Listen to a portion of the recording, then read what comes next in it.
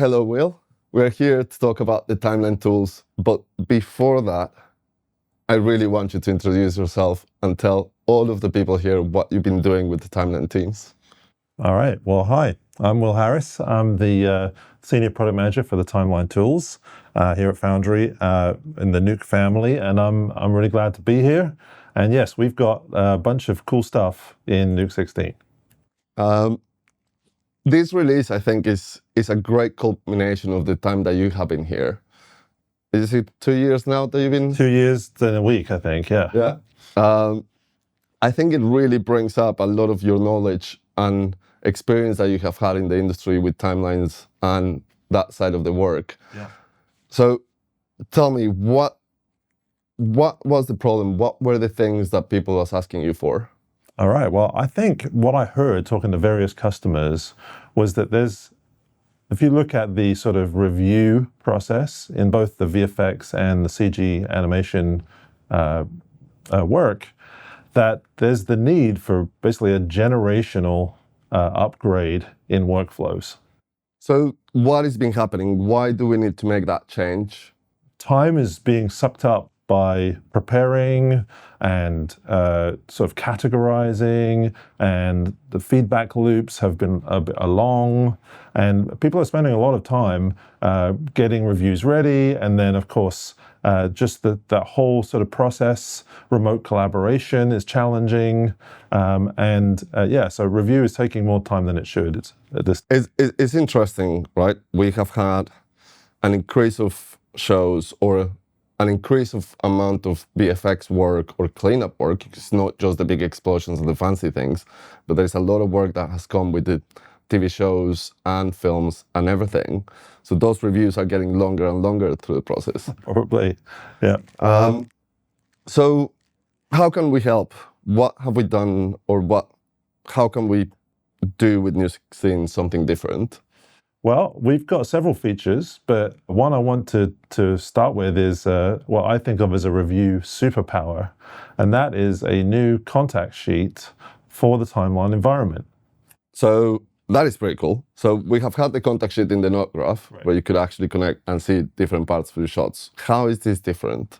Okay, well, instead of just working within one shot, we're talking about the stage when lots of renders, comps are coming in, and maybe a supervisor or a sequence lead needs to see everything together and then do compare and analyze work. So comparing the differences, the similarities, finding problems in what could be a lot of shots. So 10, 20, 50 shots potentially all at once. So what the contact sheet brings is that grid view, but to be able to then play back synchronously multiple shots up to dozens of shots based on the performance of hardware. One of the interesting things when we're working on shows is how you group those shots together, how you find that the sequence actually work. Yeah. So what you're telling me is that ability to look at those sequences in context. That's right, and context is king, right? So we're looking through a timeline is one thing, but to be able to then actually lay them out in a grid the way you want them is also important. So whether you want to pick manually, like shots 3, 5, 7, 9, different ones, they then form a grid, which you can then scrub, and they all start from frame 1 and play through.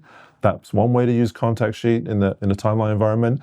But a more advanced way is actually to use our tagging system. So there could be production-based tags where you want to filter by a combination of tags to see a sort of a complex sort of exactly the shots that you want that are needing your approval today.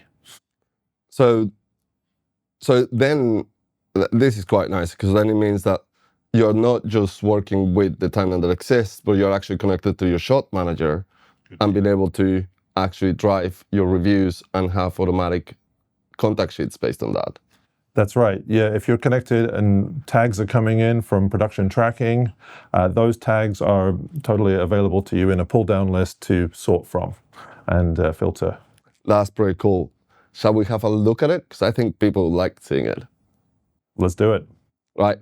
Let's jump into a demo. Hello and welcome. So in this section, we'll be looking at contact sheets. Now, this is a much requested feature that we're very pleased to deliver in version 16 of Nuke Studio and Hiero. There is also a workflow with this tool, even in HieroPlayer, but this has a few restrictions to functionality.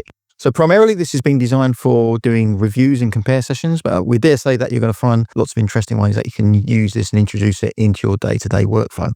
So with our little sort of demo sequence loaded up here, of dinosaurs, we do love dinosaurs, you're going to notice that there's a couple of new buttons in the edit toolbar. We've got our send to contact sheet button, and we've got a new contact sheet pick mode. So the easiest way to start this off to create a contact sheet is with your sequence loaded. We're just going to click the send to contact sheet button. And what this is going to do is it's going to create a brand new viewer or contact sheet named after the sequence that we've got currently loaded up.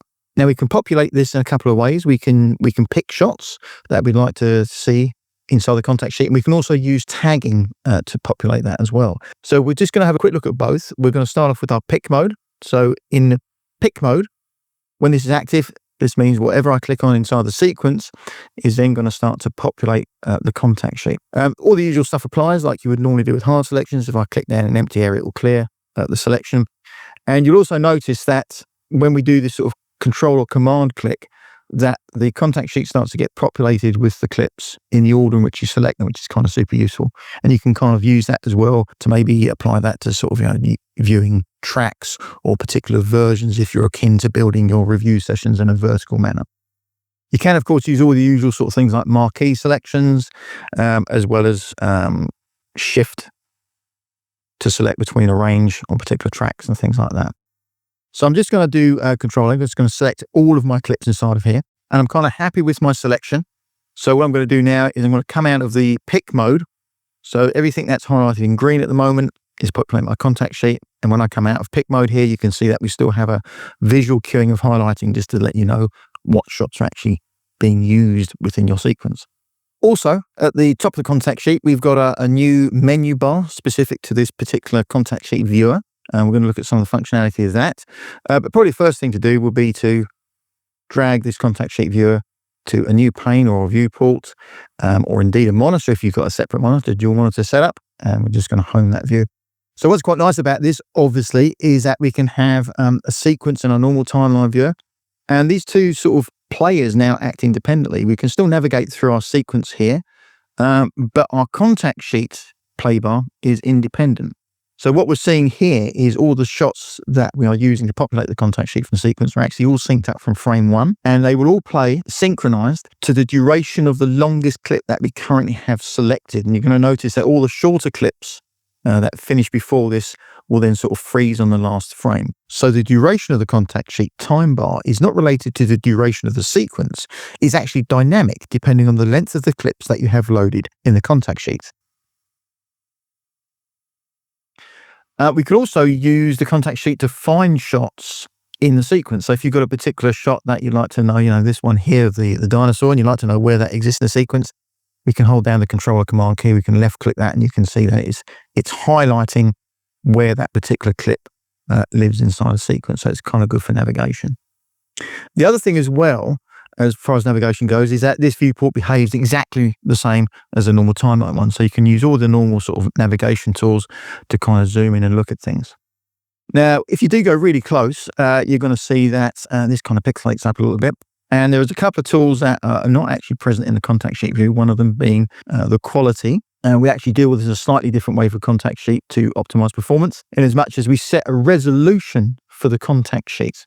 Now you can change this dynamically if you want to, and we do that by using one of the tools in our menu bar. So up here we've got a contact sheet settings, and we have an output resolution that we can use some standard stuff, so pretty much like you would find in the project settings. We can also do custom resolutions, which we'll look at in a second. But by default, we set this at 1920 1080 HD, and probably for most of the things this will be kind of good enough for quick reviews.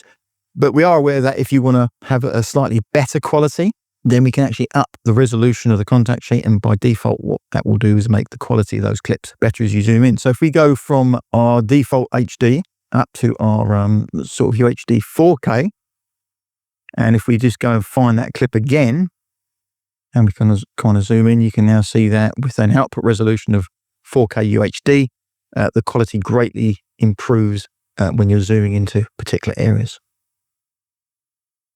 So another setting that exists in that settings cog there is the ability to set or customize how many shots you want to display in the contact sheet. And this is really useful in a couple of ways. If you've got lots of shots you want to look at, it allows you to sort of triage a little bit the amount of shots that you see in one go. So by adjusting our row and column count, we can actually change how many shots are displayed inside our contact sheet. So by default, we have a 5x5 grid, so effectively 25 shots per contact sheet. You can up or down that. I've just down that to 3 columns and 3 rows. And you can see now that what we're seeing is 9 shots instead of the original 18 that we've got in this particular sequence.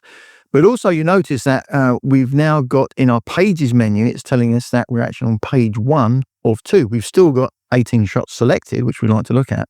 But because we've adjusted the row and column counts, we've now spread these over 2 pages. So if I come up here and I go into page 2, I can now see the rest of my shots for this. And if you had more shots selected or more shots that you're displaying in a particular resolution or grid, then there will be more pages you go through. It's just a nice way to be able to break down huge amounts of clips that you want to review into more manageable pages. And again, each of these pages we can go through and we can play back to see how they look effectively. And the same rules apply. The longer shot is going to define the playback duration for these as well. So really useful, and something to really sort of keep in mind is that you've got this functionality to be able to customize how many shots you want to see, as well as your output resolution, which can also define the quality when you start zooming into some of these shots. So those two things together in combination, the ability to set your rows and columns as well as your resolution for your contact sheet, actually gives you a lot of control to be able to customize the look and how you use a contact sheet. So in this sequence here, I've got a stack of 3 tracks that have different versions of the same shot. So I've got my red grade at the bottom, I've got a green grade in the middle, and I've got a blue grade right at the top. Now, say I wanted to actually look at these in the contact sheet, but I'd like to look at them in a particular way. I can actually now customize that to make the viewing environment more conducive to looking at those in context.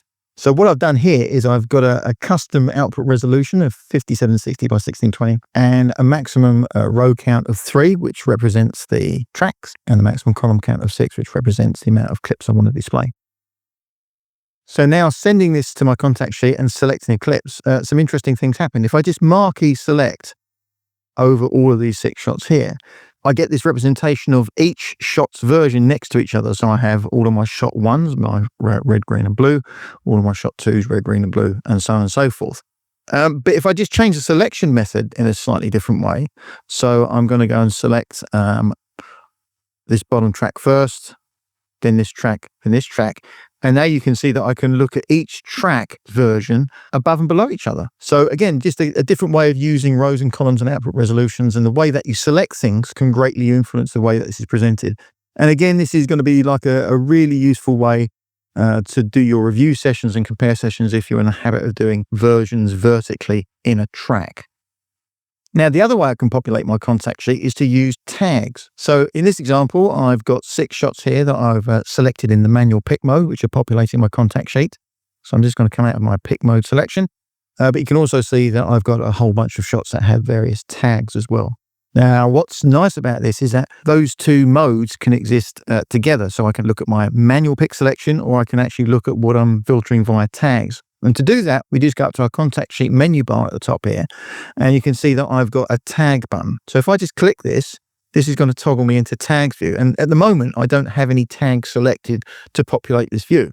But if I look at the drop down next to this, you can see that I can visualize all my tags that exist on this particular sequence. And I can use some Boolean operations to display what I want to see. So say for argument's sake, I want to see everything that has a yellow tag. I can click on my yellow plus.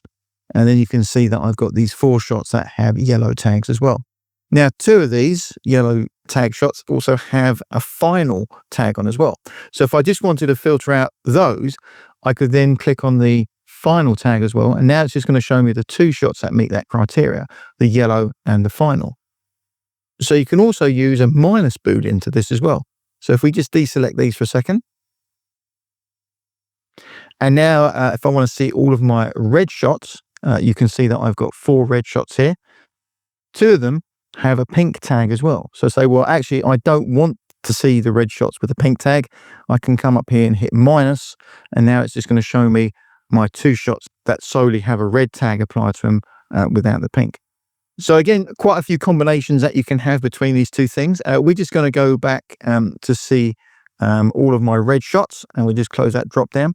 But like I said before, what's good about this is that you can have the two states coexisting. So now I've got some things that are filtered by the usage of tag filters, but I can easily disable that, and I can come back and see everything that I've got selected as a manual pick. So bringing this all together now, I'm doing this little review session of a bunch of shots, and I can see one that is clearly not matching.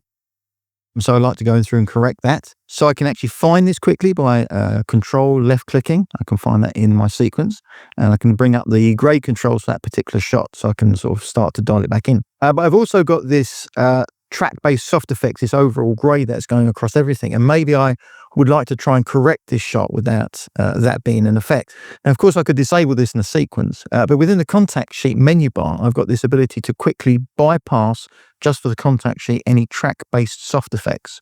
So now what I can do is I can come back here and I can sort of dial the correction back in a little bit until I think it's about right. And then I can go back and I can re-enable my track-based soft effects. Now, what this does is it doesn't actually affect the main timeline view. So if we just go to our same shot in the timeline viewer here, you can see that if I just bypass for the contact sheet, it actually doesn't have any effect on the main timeline view or output from that viewport. It's just literally for the contact sheet view. So that rounds up our overview of Contact Sheet. We hope that you can see the benefits that this feature brings and find it both useful and enjoyable to use in your day-to-day work. So that was great. Thank you, Stu. That was a great demo of how to use Contact Sheet. But obviously, that's not the only part of reviews. Creating dailies is always also part of the process. What have we done in that area? Well, we really listened to feedback, and we heard that it was taking too long to export to sort of popular file formats, QuickTime Movies, ProRes, H.264, even Avid, DNxHR media, to be able to get to producers to review, to be able to get back to studio side editorial, or even to, for the producer on the beach to look at the dailies as they sometimes need to. We were talking about a producer in the beach yesterday. So. But what we did is we created a GPU accelerated export right from the timeline viewer. And that gives us a way faster way of delivering to those formats right from your timeline. And it's we think about 12 times faster in a lot of cases than the traditional export. And sometimes it's even faster than that. So people should sort of expect a real-time or close to real-time way to send off your viewing copy. Let's be honest, right? We're quite slow at this. Okay. So I'm really happy that we actually got there. The team has done amazing work, and as you say, 12 times faster. And we really hope that this will change how you actually do your dailies and how you actually do your exports. There is one more thing in this whole process of review that I think is one of the most important bits, and is being able to actually pass creative intent. During the reviews, there is obviously the ones that you just pick notes in the back, but a lot of reviews are about the individual artists or the supervisors with the artists. What have we done? What can they do now? Well, we know that sometimes supervisors, as previous compositors themselves, have a lot of knowledge and techniques to finish shots. Maybe take that shot from 95% finished to that hallowed, final, done, approved, 100% done. And that is something where traditionally in most timelines you don't have that power. But because this is the Nuke timeline, we have multi-channel access. So if you have a EXR with embedded channels, we can now read those channels and do stuff with those AOVs, those render passes in our soft effects in the timeline. So you're bringing kind of the multi-channel workflow that we have been using in Nuke for all the heavy CG compositing stuff, but you're bringing then that to the timeline and get access to that and being able to actually grade, blur, all the things, plus blink and That's right. inference. Yeah, so it's not just color grading. You might be actually doing a depth of field effect that you want to process in Blink and audition in the timeline. You may also want to do inference, take one of the copycat trained models and apply it right there in the timeline, whether it's a roto preview or some kind of cool stylization effect. You could do that and copy and paste within the timeline, or even copy and paste to the node graph. So we have Ale and the team showed a little bit of this. Yes. Right, let's jump into it. So I'm here with Ale, product manager for the timeline tools. Ale, tell us a bit about yourself. Hi, Will. I'm Ale. I'm product manager for Nuke Timeline Tools, as you just said. I've been working in Foundry for about a year now, and I'm very excited about all these features that we're featuring in 16. So a little bit of intro about myself. I've been in post-production for about 20 years now, and I've been doing a little bit of everything around post-production, so I have a very generalistic knowledge of all the pipelines and everything regarding post. Excellent. And you've worked on several projects this year, but specifically we wanted to talk about the multi-channel soft effects. Tell us, what is multi-channel soft effects? For this release, one thing that we wanted to do is to bring the power of multi-channel EXRs into the timeline. So you were already able to see to view all the multiple layers in an EXR clip using the viewer, but you weren't really able to do anything with it, just view it. So all the soft effects that we have in the timeline are now multi-channel aware, which means that you can interact with those channels and make modifications so that you can give better feedback to your VFX artists. Wow, that sounds unique in a timeline environment. I know that the big idea here is about conveying creative intent. So what's the issue? What actually needs to be communicated here? So let me give you an example. So the VFX supervisor will give creative feedback to their artists, and for example, to finish that shot, the only thing that is missing is having the speculars a little bit more bright or the shadows a little bit more darker. So this enables the VFX supervisor with a whole new set of tools that can give that exact feedback to be clearer in communication and to remove all the noise between the review session and what the artist can actually do.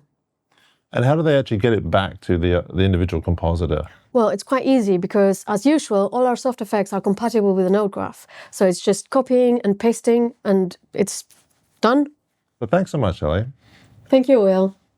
And you actually made a video with a bit more detail on this feature. So let's see it now. No, in Nuke Studio and Hiero version 16, we have enabled the multi-channel power of your EXRs in soft effects and the timeline. We are giving you the power to make real-time tweaks on top of the comp render using AOVs or render lighting passes or whatever layers are available in your multi-EXRs to visualize creative changes quickly before sending them to your compositing team to integrate. Let's take a closer look at the multiple options that multi-channel soft effects gives you as a supervisor or sequence lead, reviewing comp artists' work. The first thing you will notice is that when you hard select the timeline items, you will see color chips at the bottom of the clips. The soft effects have a similar look, with color chips at the bottom that indicate whether the channels are being used or bypassed. We also added more detailed information between parentheses next to the soft effects name. The first part indicates the channel it's affecting, and the second shows which channel is being used as a mask. So you might affect RGB using a specular lighting pass as the mask. Additionally, we have added this M on the left, which is visible when masking. Many soft effects can now utilize your AOVs. Let's see the Grade Soft Effect Properties panel as an example. We have enabled the channel dropdown, which recalls all the layers in your EXR sequence. On the bottom area, we have added the mask and unpremult-by knobs to complete the same layout you are used to from the node graph. You could do an adjustment of the reflection pass while masking through an isolation mat, either AOV or the alpha channel. That adjusted reflection pass could then be used as the mask input for an adjustment to the beauty or RGB result.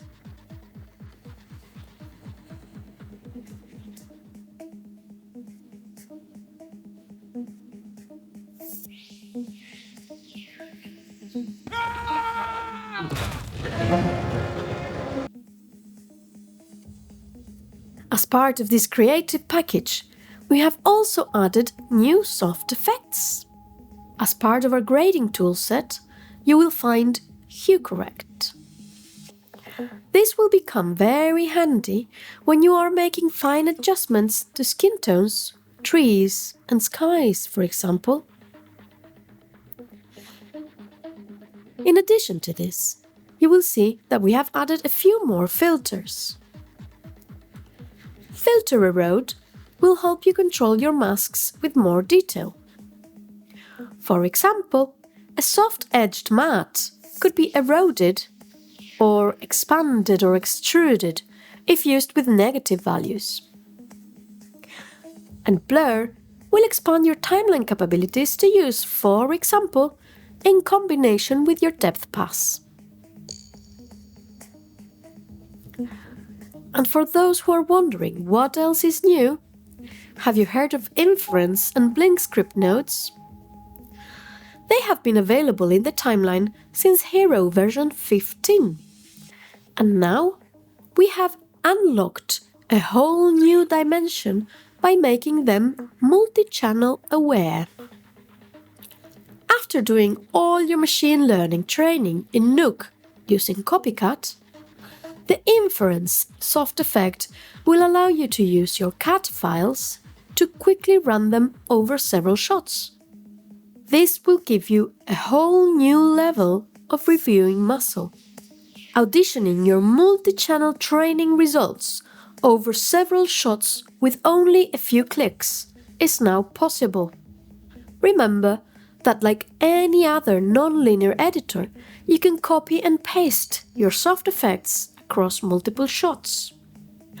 After the training has been completed in the node graph, the inference can be applied over several shots, and if you're using it to create additional channels, you can then use those channels downstream in your grading effects.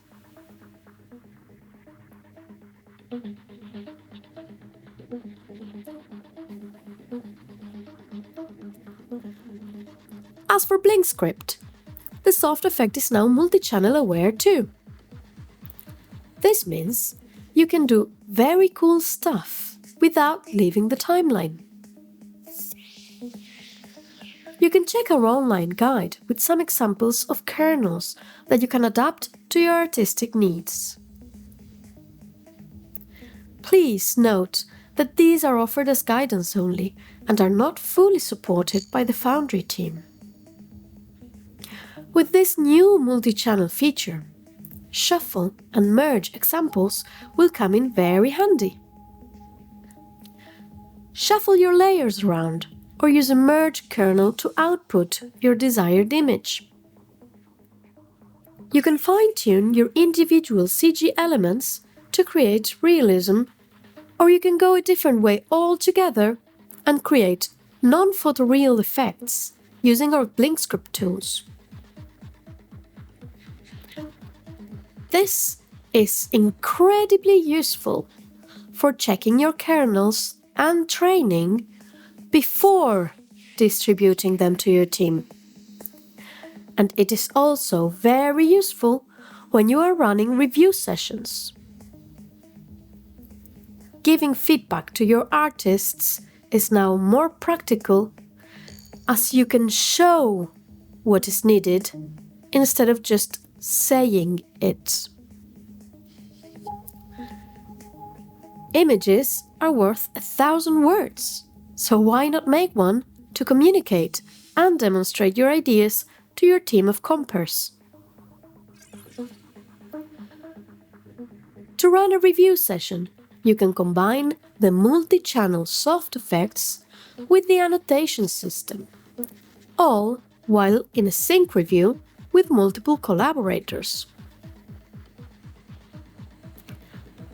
Another great benefit of this feature is that it offers direct interoperability with Nuke. Communicate your creative choices very easily by pasting the soft effects on the node graph. Timeline soft effects are 100% translatable to nodes in Nuke. Having the soft effects enabled in a timeline level reduces the need for unnecessary renders, as minor changes can be handled in Hiero instead of requiring a new full render from CG or comp. And by reducing rendering overhead, you will be saving artists' time and computational resources. We hope this will give you more time to do the art and less time doing the admin.